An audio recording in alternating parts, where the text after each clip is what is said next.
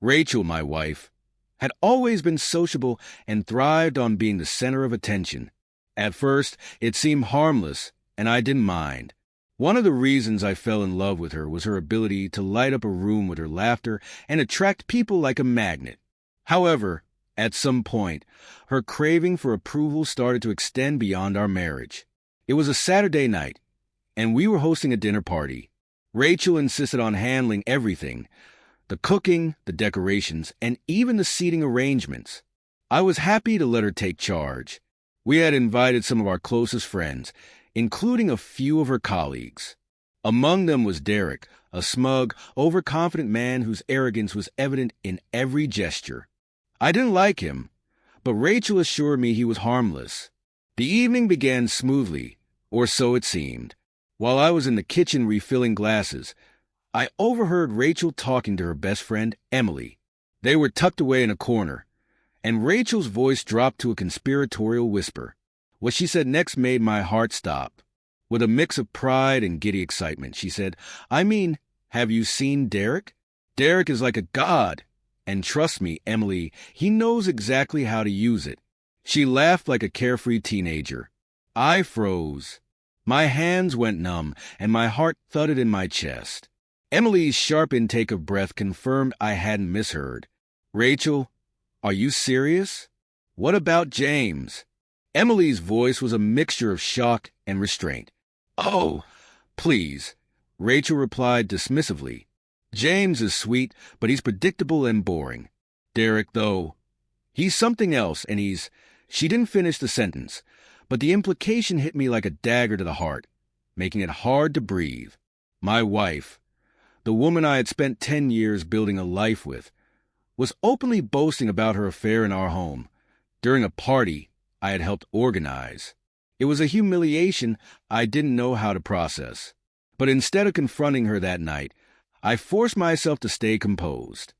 I placed a wine bottle on the counter, took a deep breath, and continued playing the role of the perfect host, laughing and joking with everyone, including Derek.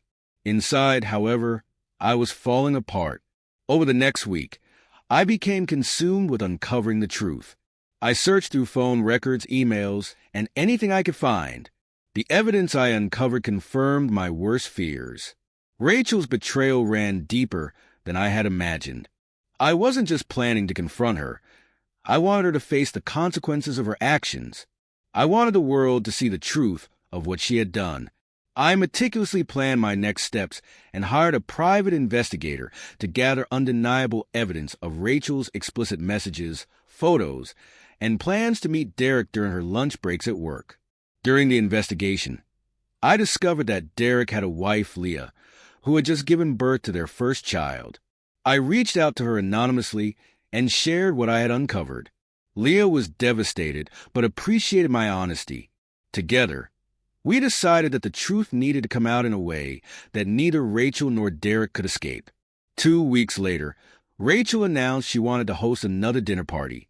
She was in high spirits, completely unaware of what I had been orchestrating behind the scenes. I ensured that Derek was invited. He arrived with his usual arrogant swagger, flashing a smug smile as he walked through the door. It took every ounce of self-control not to confront him immediately, but I knew I had to wait for the perfect moment. Midway through the evening, I tapped my glass to grab everyone's attention. The chatter quieted as the room turned its focus on me. I smiled, masking the storm of emotions inside, and said I had something special to share. Rachel looked at me expectantly, her expression soft and hopeful, as though she thought I was about to make a romantic gesture. Rachel has always been the light of my life. I began. However, I recently learned that she's been sharing that light with someone else. A wave of confusion spread through the room, and Rachel's smile faltered. She let out a nervous laugh. "James, what are you talking about?" she asked, her voice shaky. I ignored her question, turned to the TV, and connected my laptop. Without hesitation, I pressed play. The screen displayed a series of explicit text messages and pictures exchanged between Rachel and Derek. Audible gasps filled the room as the evidence scrolled across the screen. The investigators' photos of Rachel and Derek embracing in a hotel lobby were unmistakable, each one time-stamped and irrefutable. The room erupted into murmurs of shock and disbelief. Some friends pleaded, "Stop this, James," but I wasn't done yet. Derek's signature smirk vanished, replaced by a pale, panicked expression. Rachel jumped to her feet, her face flushed with embarrassment. Just then, Leah, who I had invited as a guest, stood up. Her face was a mixture of fury and heartbreak as she turned to Derek. "You betrayed me. You betrayed our family. And this is what you do with her," she shouted, pointing at Rachel, who was sobbing uncontrollably. Derek stammered, "Please, Leah, let me explain," but she refused to hear a word. The room's attention turned to Rachel, who looked utterly shattered. She turned to me, her voice trembling. "James, please. Let's talk about this privately." I shook my head firmly. "You boasted about him in our home during a party I helped you host. You humiliated me without a second thought. Now you can face the consequences in front of everyone." Rachel collapsed into a chair, covering her face with her hands, but no one offered her sympathy. Over the next few days, she tried every tactic to win me back, pleading, crying, and even blaming me for not being exciting enough. But I was done. I filed for divorce and ensured that everyone knew the truth about what she had done. Rachel lost her friends, respect, and the life we had built together. Derek didn't fare much better.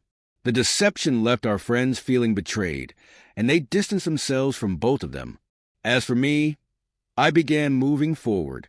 It wasn't easy, but there was a strange peace in knowing that I had stood up for myself. Rachel and Derek were left to deal with the wreckage of their choices.